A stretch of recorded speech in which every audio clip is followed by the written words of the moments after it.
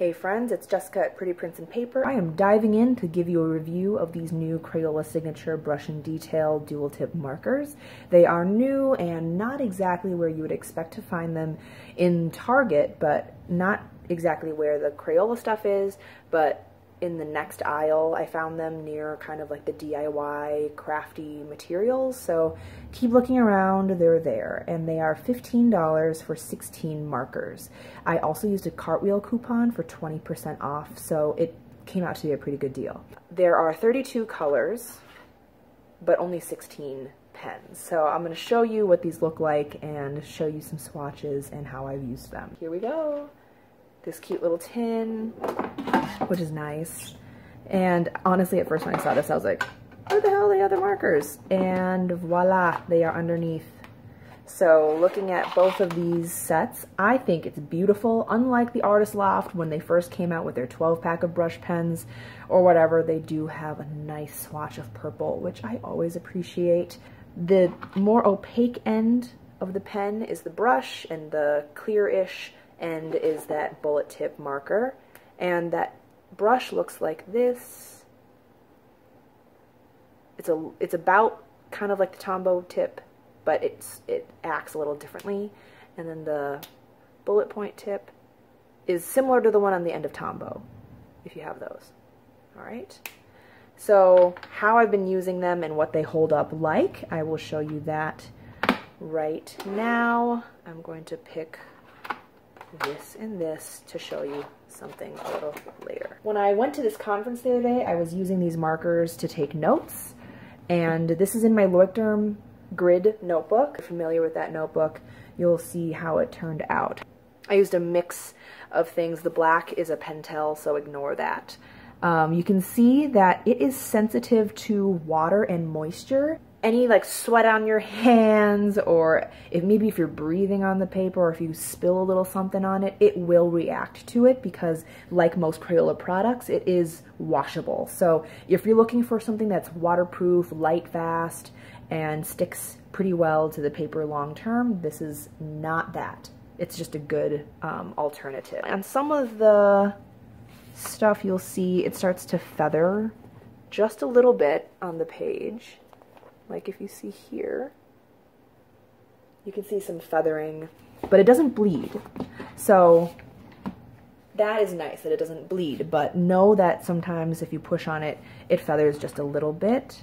I notice that a lot in here. So it maybe depends on your paper, maybe it depends on how hard you push.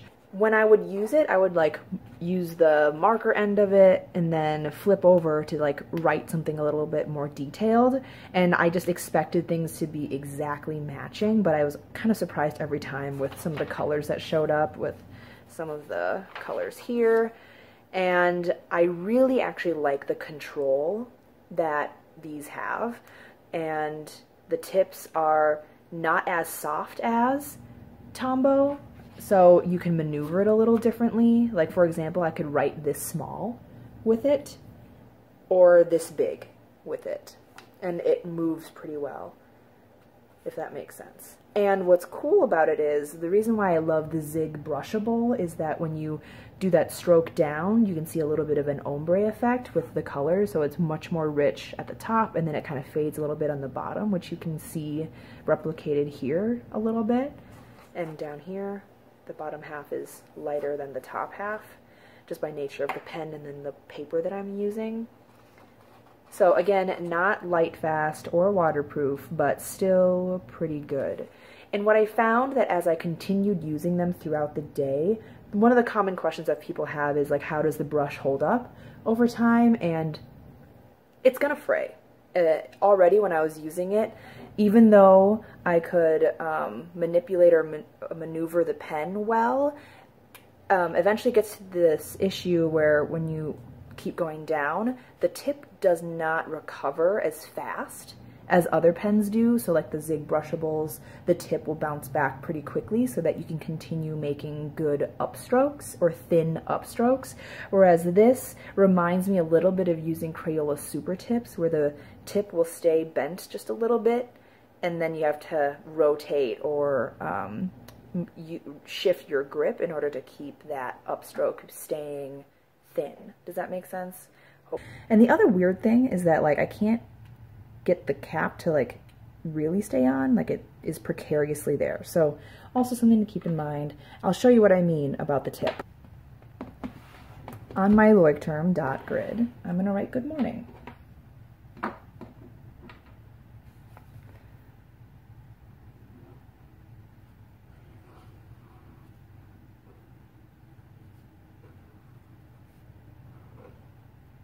Oops. See, the tip is bent. So I'm going to rotate it and keep going.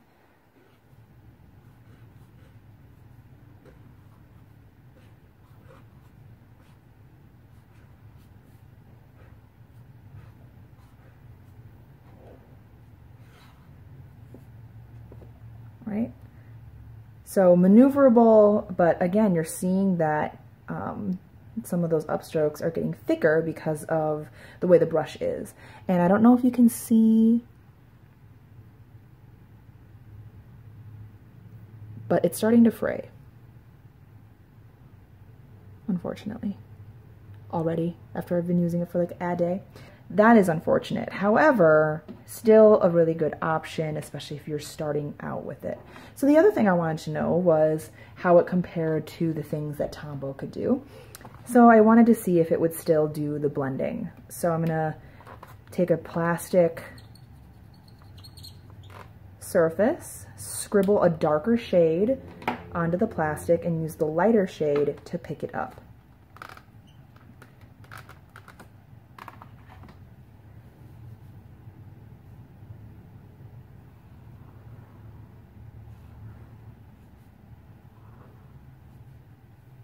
So there you go.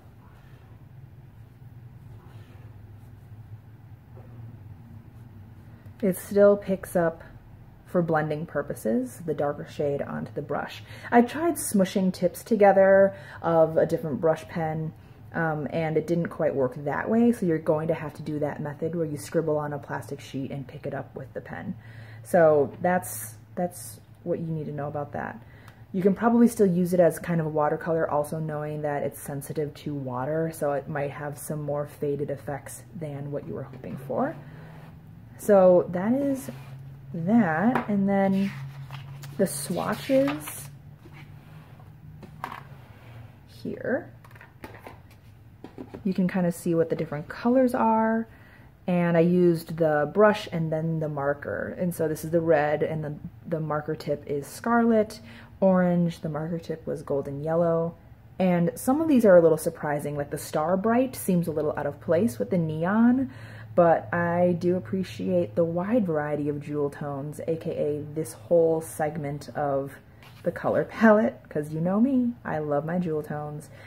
And what is really nice is that when you first start using them, they're really crisp and vibrant, and the tips are really thin, and quickly you'll realize that the thinness wears down. Like you can even see here, this is one I was using yesterday. The upstrokes are thinner, or are thicker than ones that I hadn't used yet, like the black. You will probably find that these are good for practice, but not good for maybe a long-term upstanding quality pen for long periods of time. But I also know that like Tombow's fray too, so that is still a really nice beginner kit that you might want to get for the holiday season and start off with when you're starting with brush calligraphy. So try them out, because for 15 bucks it's not that bad for a starting kit. If you're practicing, use these first before you get into the expensive world of other brush pens and getting into more professional stuff that you want it to be waterproof and light fast and stuff like that. How are you going to use them? Have you tried them? Do you like them? Let me know down below in the comments. Ask your questions. I will try to respond. And if you like it, thumbs up, subscribe, share. Otherwise, I hope that you enjoyed it. I'll see you next time.